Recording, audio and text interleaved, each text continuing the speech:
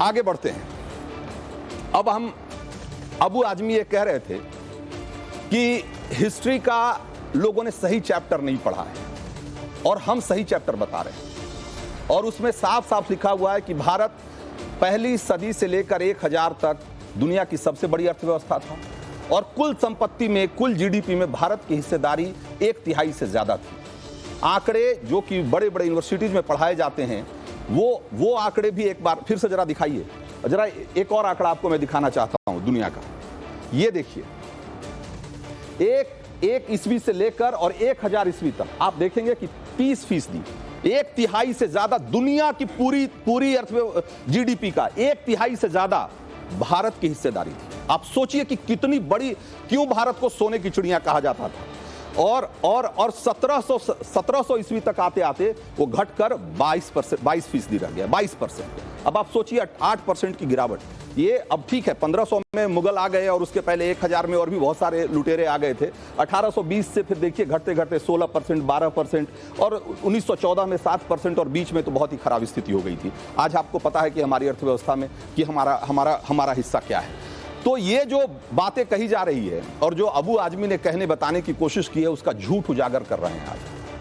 अब आप बताइए कि भारत सोने की चिड़िया किसके शासन में थी? क्या ये आंकड़ा आपको ये बता रहा है कि मुगलों की मेहरबानी की वजह से भारत सोने की चिड़िया बना था? 1526 से 1793 के बीच भारत पर मुगलों ने राज किया, और आजमी साहब और उनके जैसे तमाम लोग अपनी हिस्ट्री का ज्ञान जिनका दुरुस्त नहीं है, वो ये कहते हैं कि हमने भारत को सोने की चिड़िया बनाया। बाबर जहां से आए थे वहां से वो सिर्फ तलवार लेकर आए थे, और उसी तलवार के दम पर उन्होंने यहां लूटपाट की, यहां लड़ाइयां लड़ी, यहां शासन किया, तमाम चीजें हुई। अगर इतिहास को ठीक से पढ़िए और उसका पहिए को थोड़ा सा ठीक से पीछे घुमा दीजिए, तो आजमी और उनके जैसे लोगों की बोलती बंद हो जाएगी।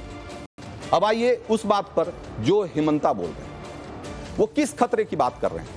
हिमंत विश्व शर्मा ये क्यों कह रहे हैं कि अगर असम में मुसलमान मेजॉरिटी में आ जाएंगे तो खतरा हो सकता है, और मैं आपको ये उस खतरे की तरफ आगाह करना चाहता हूं।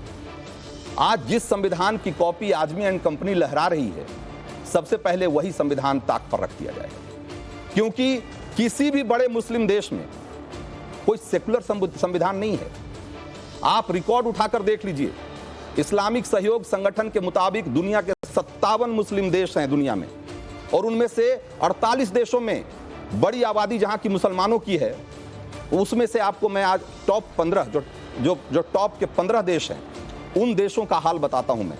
वहां किस तरह की शासन व्यवस्था है और किस तरह की धार्मिक स्वतंत्रता है, आपको एक बार ये भी देखना चाहिए, और फिर आपको समझ में आएगा कि हिमंत विश्व शर्मा क्या कहना चाहते हैं। जरा एक बार दिखाइए दुनिया के, ये मैं आपको 15 देशों के बारे में बताता हूं। दुनिया के सबसे आबादी के हिसाब से सबसे बड़ा मुल्क है मुसलमानों का, इंडोनेशिया। यहां का लोकतंत्र क्या है भाई? जो डेमोक्रेसी इंडेक्स है वो इसको रखता है कितने नंबर पे? 54वें नंबर पे, और कहता है कि ये फ्लॉड डेमोक्रेसी है, दोषपूर्ण व्यवस्था लोकतंत्र है।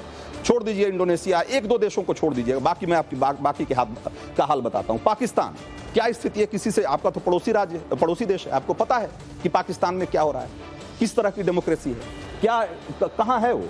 107 नंबर पर है डेमोक्रेसी इंडेक्स में। और एक तरीके से वहां का जो धर्म है, वहां सेकुलरिज्म नहीं है, वो इस्लामिक स्टेट। सिर्फ इंडोनेशिया को छोड़ दीजिए अगर आप इसमें, तो आप एक एक करके जरा देखिए। बांग्लादेश हाइब्रिड, अगेन यहां भी कुछ तय नहीं है कि कब तख्ता पलट हो जाए, और स्टेट रिलीजन यहां इस्लाम है।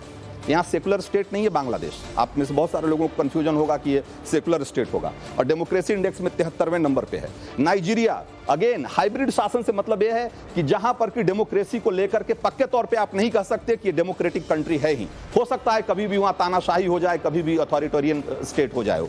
तो ऐसे स्टेट को हाइब्रिड स्टेट कहते हैं। यहां हाइब्रिड शासन है, इस्लामिक स्टेट है। 105 नंबर पे है डेमोक्रेसी इंडेक्स में। इजिप्ट अथॉरिटेरियन स्टेट मानती है, जो दुनिया भर की जो एजेंसीज हैं, वो स्टेट रिलीजन है इस्लाम, कोई सेकुलरिज्म नहीं है, 131वें नंबर पे। आगे दिखाइए, ईरान अथॉरिटेरियन स्टेट है, आपको पता है किस तरीके से महिलाओं को बुर्का नहीं पहनने पर वहां किस तरह की सजा दी जाती है। इस्लामिक स्टेट है, 154वें नंबर पे है। टर्की हाइब्रिड स्टेट है, शासन है, पद्धति है। सेकुलर स्टेट सो कॉल्ड है, लेकिन किस तरह की आज की तारीख में वहां पाबंदियां लगी हुई है लोगों पे, वो आपको पता है। 103 नंबर पर है डेमोक्रेसी के इंडेक्स में। Algeria authoritarian state, Sudan authoritarian, देखिए अफगानिस्तान, सबको आपको पता है, सब इस्लामिक स्टेट है या तो उनका स्टेट रिलीजन इस्लामिक है, और सब 100 से नीचे आपको दिखेंगे। मोरक्को, इराक, मलेशिया, सऊदी अरब, यमन, सब हाइब्रिड या दोषपूर्ण लोकतंत्र या अथॉरिटेरियन, कोई डेमोक्रेसी नहीं मिलेगी आपको, कहीं लोकतंत्र नहीं मिलेगा। धार्मिक स्थिति क्या है, या तो उनका स्टेट रिलीजन इस्लाम है या फिर वो इस्लामिक स्टेट है जहां पर कि शरिया के नियम चलते हैं, कोई संविधान नहीं है। और उनका डेमोक्रेसी इंडेक्स देखिए, सब आपको 100 से नीचे दिखेंगे। ये है मुस्लिम देशों की स्थिति। और ये अबू आजमी जैसे लोग कहते हैं कि अगर हमारी मेजॉरिटी हो जाएगी तो हम इस देश को सोने की चिड़िया बना देंगे। तमाशा चल रहा है देश।